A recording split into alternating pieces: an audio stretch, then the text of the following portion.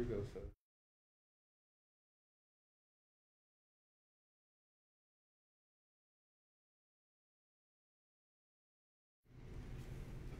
Hey guys, it's Ted Bogert with the Ted Show. Super happy to have Franklin Mateo is on the show today.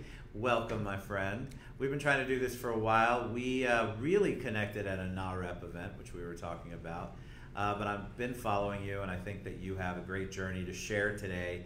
And I pulled the topic from your Facebook page. So we're going to talk about how showing up is the first step. I'm a big believer in that. So welcome to the show. Ted, thank you for inviting me. And you just mentioned when we first met at a NAREP event. Remember, we both had gold shoes. We had gold. You're right. We had crazy sparkly shoes on. As a matter of fact, I think somebody came up to me and said, "You have to see his shoes." And I said, "Oh my God, somebody else has the shoe game going on." Yeah, you gotta bring some sparkle in your life. Yeah, your shoes were beautiful. But I had followed you before I knew about you. And I knew that you had a great presence online, and I think that's one of the things I love to talk to people about, because so many people think they don't, and they really do, and so you've obviously perfected it, which we'll get to. So, origin story, tell them a little bit about you, where you're from, maybe your journey on how you got here, because you obviously weren't born, and you decided at age 5 you wanted to be a real estate professional. Well, thank you, and again, thank you for the opportunity. It's an honor to be here. Franklin Mateo, originally from the Dominican Republic, where I lived until I was 21, and moved to the city of New York. What brought you to the States? Well, I originally went to school for hotel management, and when I graduated, my original plan, believe it or not, was to move to New York, get a job in a big, nice hotel to make some name and get some experience for probably 2 to 3 years, and then return to the Dominican Republic with that background and that in my resume. So you wanted to take the experience you had in a big hotel here and bring it back. And bring it back. That was the plan. 26, 27 years later, I'm still here. You look really good, my friend. So it's that island skin. Yep. So I stay in New York. I actually worked for a big hotel. I worked for Marriott International for a little over 10 years in New York, in Pennsylvania, back to New York. But never went back to Dominican Republic, just on vacation. Got married, had 2 beautiful kids, and stay here. Isn't that funny how our plans change? Absolutely. What do you think was what made it change? Did you realize, wow, I can do so much more here? Did you fall in love with the country? Like, because obviously the place you're born is usually where you're most comfortable. You love the island. You love Dominican Republic. But what made you stay? Believe it or not, if I can tell you was one specific, no. I think it was just life. I think it was just the way things move. I got the job. It was a very good job. I got married. I got kids. In life, we're just progressing. If you ask me now, probably I look back, I would say no. Just life just kept going, and today I realize that I never went back. But it was not a specific point where I said, you know what, no, I'm not going back. No, I think life just kept going. Yeah. So what brought you from New York, which is such a hub, such a capital, to the crazy tourist capital of the world? How did you get down to Florida? Well, living in New York, I used to say, well, when I retire, my dream is to buy me a convertible and move to Florida. Until one day I said, you know what, why will I wait until I retire to move to Florida if I can do it now? And one day I say, you know what, let me move. I've been living and enjoying the Florida life. The convertible, not yet. We don't have the convertible yet. It's still on our wish list. It's still on the list. But definitely enjoying and living the Florida life. And when I moved to Florida, that's when I decided to make another change in my life and got into real estate. Why did you not stay in hospitality? I think to be in hospitality is, I always put it the same thing like being a doctor, being a health care, that you have to have it in your heart. Right. And after 10 years, I like it, but I don't think I had the passion to do it anymore. Which is so important, because I think there's also a heavy burnout in that industry, a lot of turnover, a lot of changes, and so I can imagine it would be difficult, but it's still really the only thing you had done in your adult life. So why real estate? How did that happen? Well, within the hotel business, I always like to sell. I like sales, and I never was into sales in the hotel business. I was more into operations. So real estate, originally I saw it more as an opportunity to pursue a career in sales, in talking to people, in relation with people. That was the original opportunity that I saw in real estate, which at the end of the day, it's the meats and potatoes of real estate, selling, talking to people, building relationships. So I think originally that's what took me to real estate. Did anybody say, or did you have anybody in the family, or were you just, all right, this seems like a good use of my talents, I'm going to take a leap? Yes, that was it. Isn't that awesome? Nobody in my family, I mean, when I told some of my family members that I was in real estate, they didn't even know what I was talking about.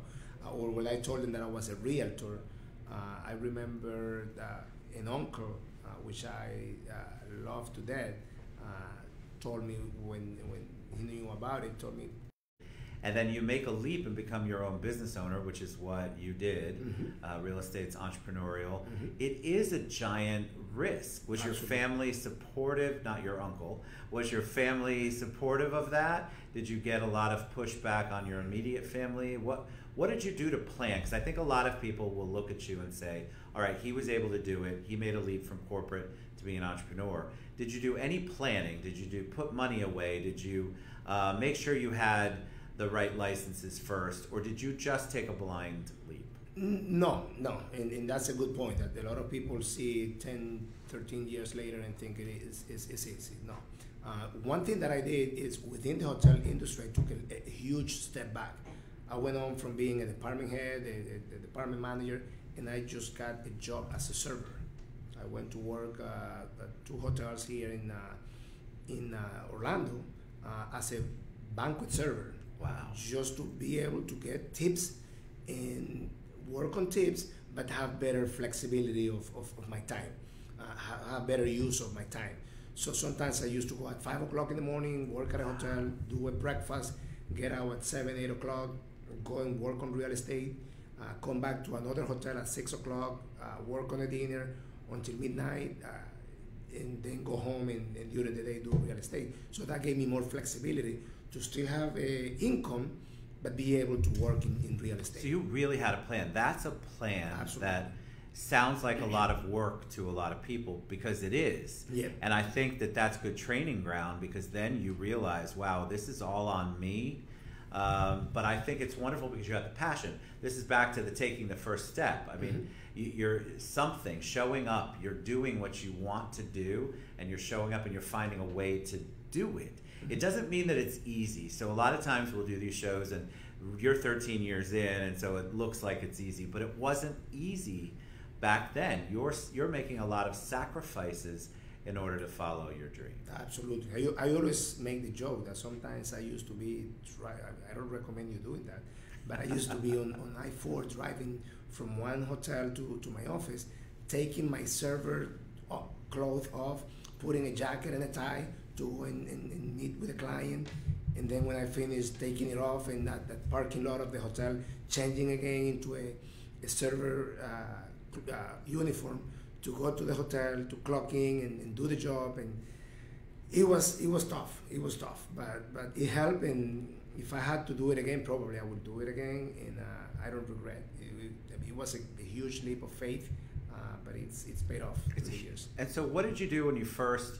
I'm sure you had a moment where you had to give up the server job, where you finally were at that point, because there's that tipping point. All right, so do I continue on? No, I really have grown enough to be able to do this on my own. What was that like? Like, how did you finally make that decision? Were you just closing so many deals that it made sense that you could focus more, or was it just this, all right, I need to take an extra leap, now it's time for the second leap? You know, I'm a huge believer in God, and God a lot of times line up the things for you. I left one of the hotels and I kept the other one for a backup plan, And probably for almost a year, I was planning on just leaving it completely. But I always had that fear.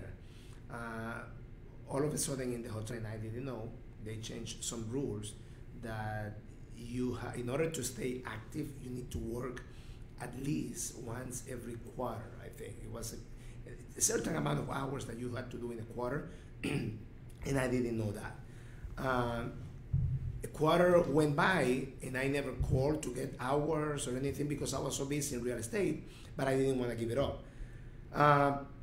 It went like probably 4 or 5 months without me working, and one day I said, you know what, I need to work just to stay active. And when I called the hotel, they told me, oh, I'm sorry, but you out of the system. We let you go about 2 months ago because you never called to pick up shift. If you want, you can reapply. The doors are open, but you are no longer active in the system. So that was a great opportunity for me to look back and say, well, you know what, I've been out of the system for 5 months, and I didn't need it. So it was an opportunity. That's so cool. It was an opportunity. Thank God the doors were open, and years later I never need them again. But yeah, sometimes you need somebody else to kind of give you that push for something that you've been afraid of doing. I'm a big believer in signs. I'm also a faith-based person, so I'm a big believer that God sends you a lot of messages. Absolutely. We don't pay attention as often as we should, but there's so many messages out there for us, what we should be doing and shouldn't be doing. But I love the fact that you had that. That's, to me, such a clear message. You didn't even need that, so it had been an entire quarter or longer, and you were making it and doing well, and it wasn't on your... And I kept holding on to it, which I didn't need it. Well, it becomes a crutch. You're a little bit...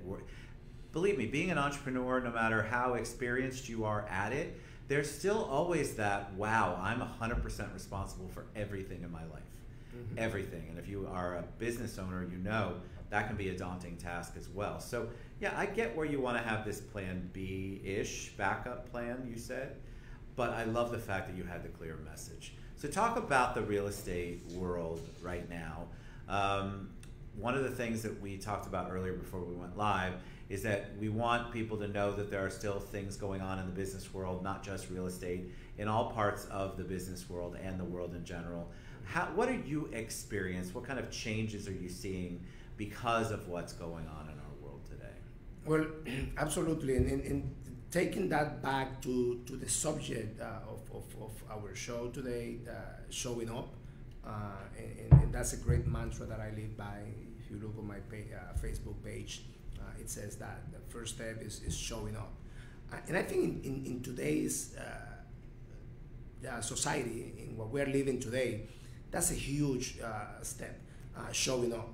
I know especially today in the world, we are in quarantine, we are paralyzed, we are staying home. And it's just a matter of how you take advantage of that. A lot of people are staying home, being mad with the world, being angry, and just staying home. A lot of anger, right? A lot of people are deciding to stay home, just watching Netflix all day long, and just being home. But believe it or not, a lot of people are staying home, working, making a living. In our business in real estate, there's a lot of people working, and probably if you're not selling a home, at least you're touching people. You're calling people. You're calling what we call your database, your sphere of influence, just to check on them, see how people are doing, and people really appreciate that. It's an easy thing, right? So all of the things that I feel like people need to go back to all of the things that they kept saying, I'm too busy to do. Now, like Franklin just said, one of them, go back and touch, not physically, because I'll get messages about that. Go back and touch, meaning get in touch with your database. Do the follow-ups that you haven't had time to do. And this isn't just real estate, it's any business. Create something different that you have always put off that you wanted to do. Now's the time, I think, that you have time to do it. Actually, yesterday I posted on one of my pages in the quote that I read from, I believe it was Franklin D. Roosevelt, that says, people don't care how much you know until they know how much you care. And this is a perfect time in life to show people how much you care. And by showing up, this is a perfect time in work. to show up, to show people that you care, to show up to work, to show up to your regular life, to show up mentally and physically. Because believe it or not, if we just disconnect from the world for the next 2-3 weeks, in 2-3 weeks, especially if we are in a career, in a business like real estate, there's gonna be a lot of people suffering in 3 weeks. And when I say suffering, it's not gonna be from the coronavirus, it's gonna be financially. Right, like we were just talking about that earlier. You had an example which I won't use, but like if you're just disconnecting and you're not being told to disconnect, you have to make sure you have a plan. You can't just disconnect and think the world's going to be the same when you decide to reconnect. Mm-hmm. And so, by the way, I want to give you a shout out because Lilibet Vasquez says, Ted, you're bringing on all the greats today. She's talking about you. We love her. I think it's so important that you have a plan. So if your plan is to disconnect, if your plan is to really social distance, and you don't have a plan on how to continue to maintain your relationships and your business, then what Franklin is saying, I believe, is that you're going to come out of it and think everything's going to be the same at the end of this, and it's not. It's not. You are going to be so far behind the curve that in tough times, there are people crying, and there are people selling handkerchiefs. So you can use, so those are making money, selling those handkerchiefs. When we had a market crash, and actually I posted a video on my market update on Monday talking about that, about tough times. And we all remember here in the United States back in 2001, we had the 9/11. Here in Florida, we've had times of hurricanes. I know the people in Puerto Rico had a really tough time with Hurricane Maria and earthquakes. In Dominican Republic, my country, a few years ago, we had Hurricane George years ago. And there's been times of tough times. But if we go back and we come back to today, we will realize that, I mean, it passed, and out of those tough times, as human beings, we all came out stronger. And my belief is on this one, we all are gonna come out stronger. The ones that just disconnect are, again, gonna have a tough time. The ones that are using this time to kind of reinvent yourself, kind of reconnect with people, definitely are gonna be reaping the opportunities that are gonna come in a few weeks. Back in 2009, 2010, in terms of real estate, I remember when I started in this business, when the market crashed. Yes, people didn't want to touch real estate because the market crashed. You know what? I have people that I sold houses in Florida in $60,000, $70,000 in 2009, 2010. And 4 or 5 years later, those people were cashing out, selling the same houses and making $90,000, $100,000 of profit. Today's market, we're seeing the same. We have seen great opportunity. And one thing that we were discussing, I was reading yesterday, in Kings County, in Washington State, in the Seattle area, which is being one of the areas that have been affected the most with this coronavirus. People are buying homes, people are selling homes, and business is blooming. So isn't that amazing? Like, say that, because it's in one of the biggest hit areas, and yet business is booming. And I think that there's a difference between taking advantage of people, which is what some people have said when we've talked on the show since this all happened. Well, you don't want to take advantage, like those two guys that bought this 18,000 Purells and hand sanitizers, and then we're trying to sell them for quadruple on eBay. Yeah, absolutely. You're talking about just taking a look, a step back at what you're doing in your life and your business, and then evaluating how you can do it differently within this time frame, within these parameters, within the restrictions or the challenges that we have right now. That's all we're saying to do. Just think differently, but the contact, the actual contact, when I look at my list of things to do that keeps getting longer and longer, like all of us, I can now go back and I have time to do those personal touches with people, to reach out to people that I wanted to reach out to.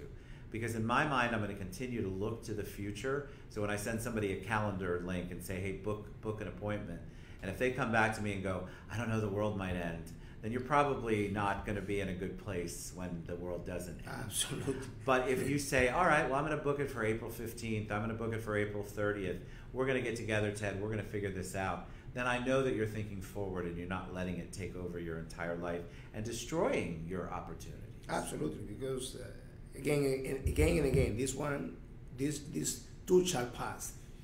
Too shall pass. And we're going to continue living. Taking it back to the showing up, again, not only in real estate. Yesterday, actually this morning, I was listening to a great podcast by Gary Keller, and he was talking about showing up in business, in corporate. Showing up, you can go, let's say, to a application, to a job interview, and you might have the best resume in the world and the best experience.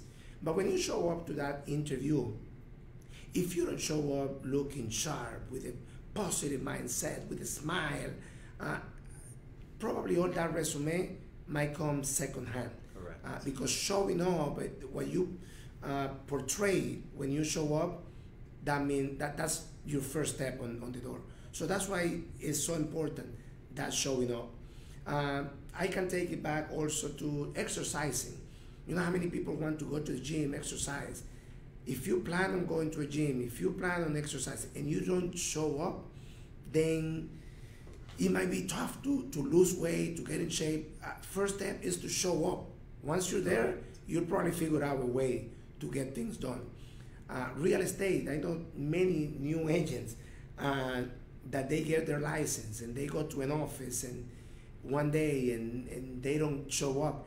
Showing up is the first step, because that's what's going to get you a foot on the door, to get a referral, to get a training, to get connected to somebody that can connect you to somebody else. So definitely showing up is the first step. It's so really the most important step, and I love what you said. You're right, because there were times where I would get resumes for positions that I was hiring, and the resume looks amazing, and when the person came to the interview, and this just isn't just about job, this is you as an entrepreneur. You're in a working capacity, and you're trying to get, we'll use real estate, listing appointment for them to list with you, or you're trying to get your print company and you're trying to get somebody to use you as their printing company. You coming in, the way that you come in means everything. Absolutely. So when you show up, it's not just about physically being there, it's about physically being present and there, your best there. You need to be your best and you need to be on top of it. I would have people come in that had licenses and tons of production, and they came in sloppy, they looked like they didn't care, they looked like I owed them, they sounded that way, and I was immediately turned off.